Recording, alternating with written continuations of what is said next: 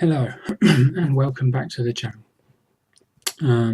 This was going to be a video review of a kit, but time's knocking on a bit, so I just thought I'd have a little chat and have a look at what I've been doing and what's going on with the channel.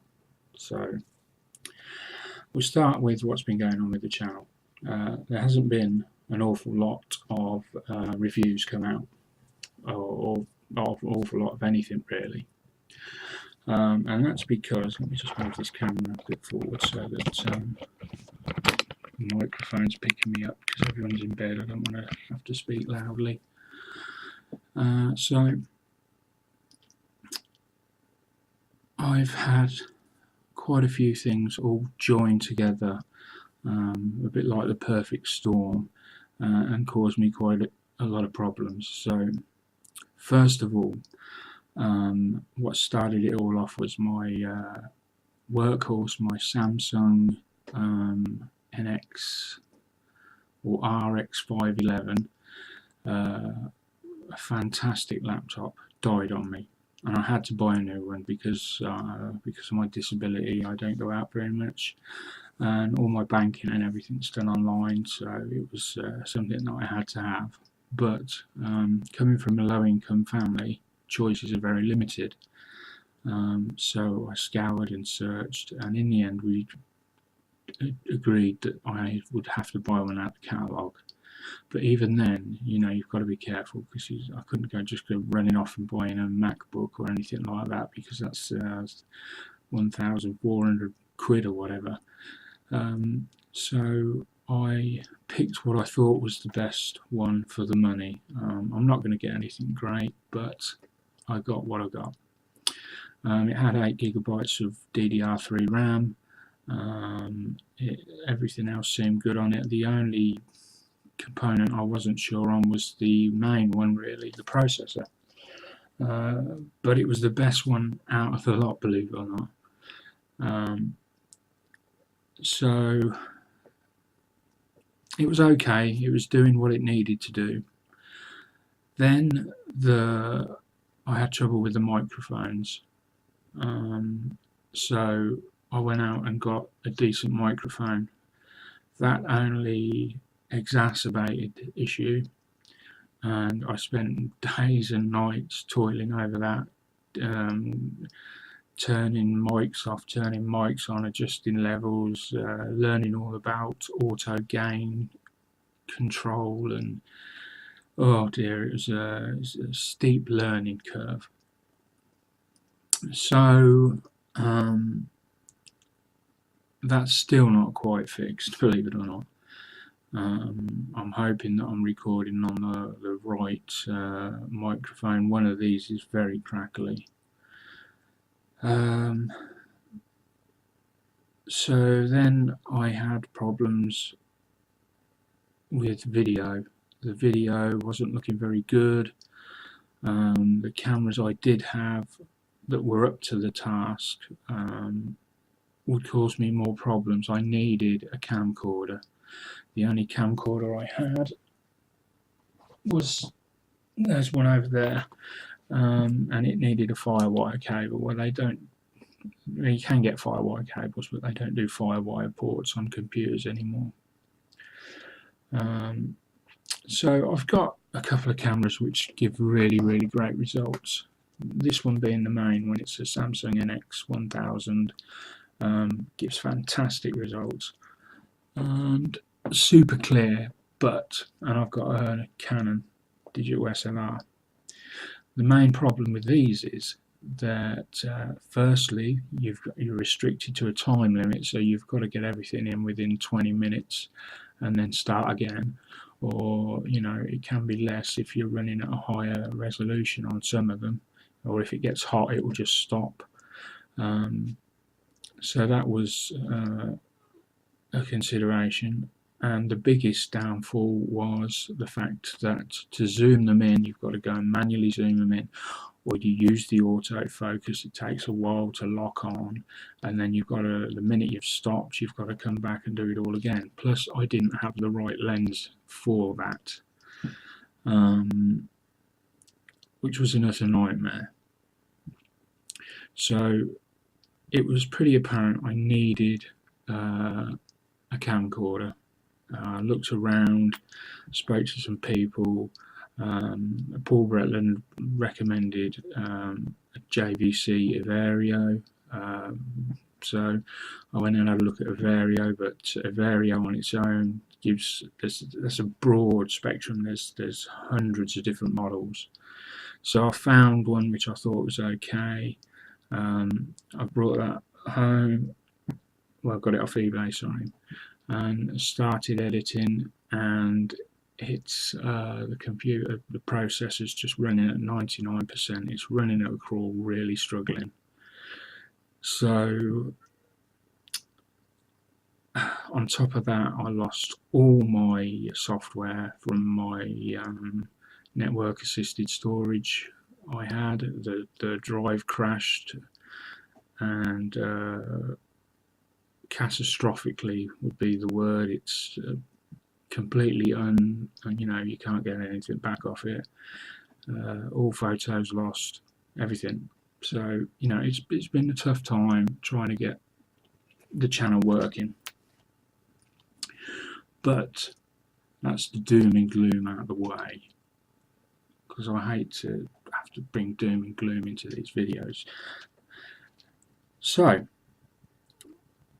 things are looking up. My main aim now for the channel is to get subscribers. I probably need everybody's help with that. If you can tell your friends, fellow modelers, try and get everyone to join in, come in, and and let's get this channel going. I really want to put some effort into this to make this work. The more subscribers we get, the better it works for everyone, and ultimately it should be better for everyone. Then I can start putting more videos out, and so that's that. So now, what have I been doing? I have been working on. I tell you what, we're going to switch over now to the new camera, and we'll have a look on the bench at the various jobs I've had on the go, and we'll see how far I've got with them.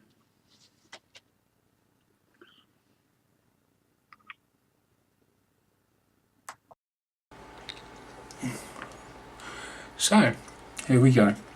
I've been working on the Tiffy Typhoon from Edouard, the limited edition one. And we're at a dry fit stage now for the canopy, and I'm pleased to say that it's going well. I haven't really got much further on that. I've not yet settled on a scheme, but let's try the zoom capability out on this, and you'll see straight away what I mean. So we're only really halfway in there, and I don't know if I can come up on that. I haven't done too good a job on the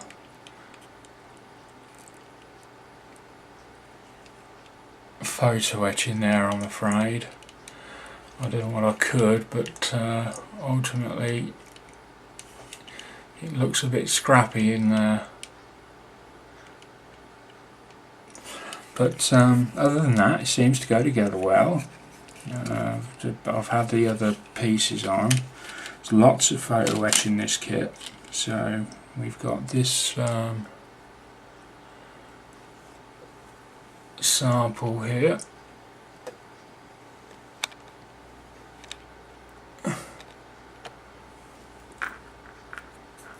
So there we go, you can see the photo etch down there. I love photo etch when it's not been painted. I like to paint the kits, and if possible leave the photo etch on without painting it. I don't know, it's just something I like to see. I know it's probably not the right thing to do, and I haven't done it with everything. And now we've got another piece there. bit hard to see in the sort of glancing up at the camera a bit, trying to get the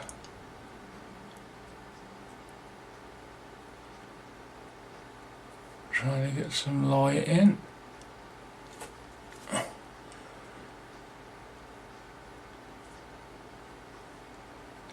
So again, I've done what I can with that, but ultimately you're not going to see it. You're really not. It's going to sit sort of hunched over like that.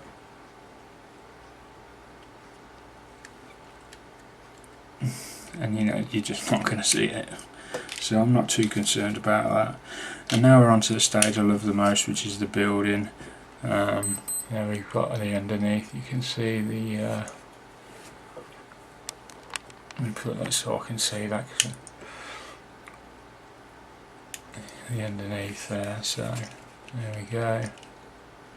Seat belt. Quite pleased with the seat belt, and the seat itself has come out quite nice. But yeah, so that's the one I'm actually working on at the moment. So I've got a couple of other projects that I rotate,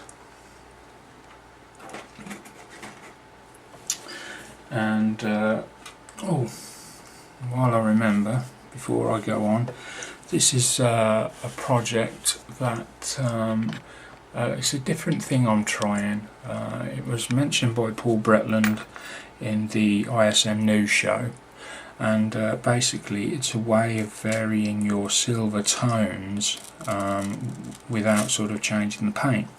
So basically you use a flat black where you want a flat silver, and a gloss black where you want a more glossy silver. So in this case I flat blacked everywhere, and then I went back round, and wherever I felt there was a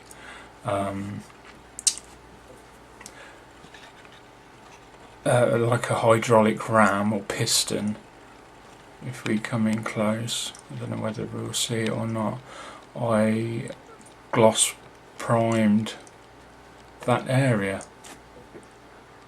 So let me I'm going to try and get it done. So there you can see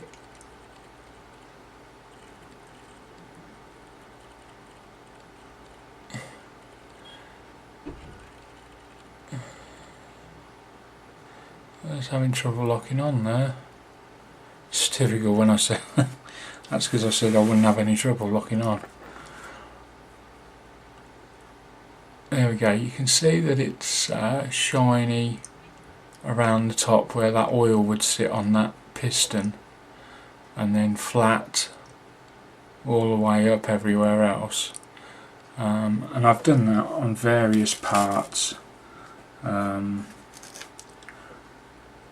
Don't think I've done it on this front intake area, intake radiator or whatever it's called, I'm not sure. But yeah, so that's an idea of Paul's that I'm giving a go, see whether it's going to produce anything. Then I came up with the idea while I've been working of, in between jobs you've got your photo etch, which is a pain to keep flat. So all I do is I put the photo etch underneath the mats I'm working on, preferably in the packet if I can, separate them into their slots. So if we go back up, you see them, they're all there at the front, and then I just put my mat over the top, and that way they stay nice and flat. So there's a little tip for you. So what else have I got on the go?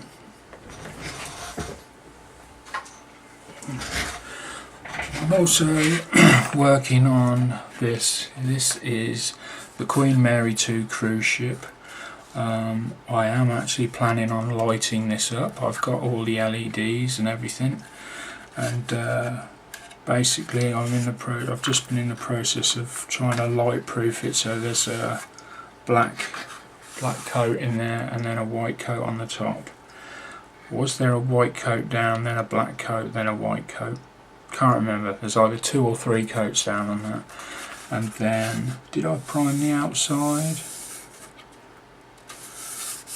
I think I did. But as you can see, there's all the holes, the windows are all been cut out. I don't know whether I should do these. I might just leave them, it's not worth it. But we've got some nice detail on that, and I just had to put a bit of styrene in there because it was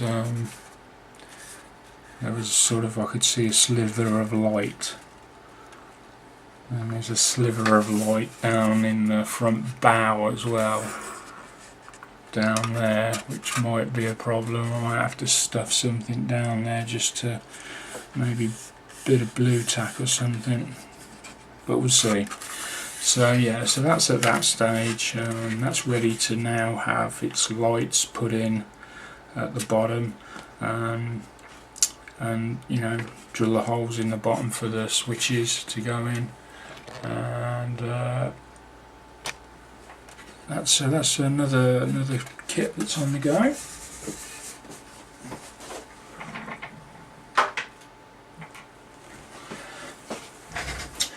I also bought a little electronics kit. I know it's not modelling as such, but buy these little kits from Maplins. I think I paid about £8 for this one. This one's a plant soil sensor, so you put it in the ground and it tells you basically whether your plant needs watering or not. Yeah, I could buy one for a couple of quid from the pound shop, and yes, there are items now in the pound shop that are more than £1. But you know, this is good practice for soldering techniques, which I'm going to be using more and more in my builds. So I need to get practicing with that. While I remember, John Sharp's models, John Sharp has just done a soldering video, soldering technique video on his channel. So I know I'm going to go and watch it. I recommend that everybody else pop along there and have a look. So that's Sharp's models. John's a nice guy, and yeah, let's show him our support and try and get some more people on his channel as well, although I think he's got more than me anyway.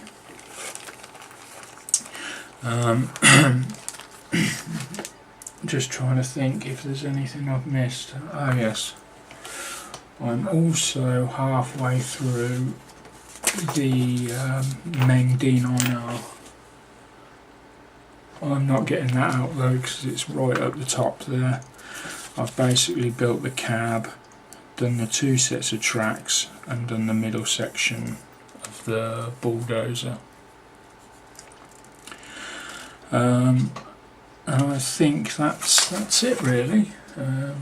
Just a bit of a ramble. I've got some reviews coming up. One of my favourites is going to be the Gruber Hand. It's a little robot that I bought from Timothy. It's Tim's Desk London.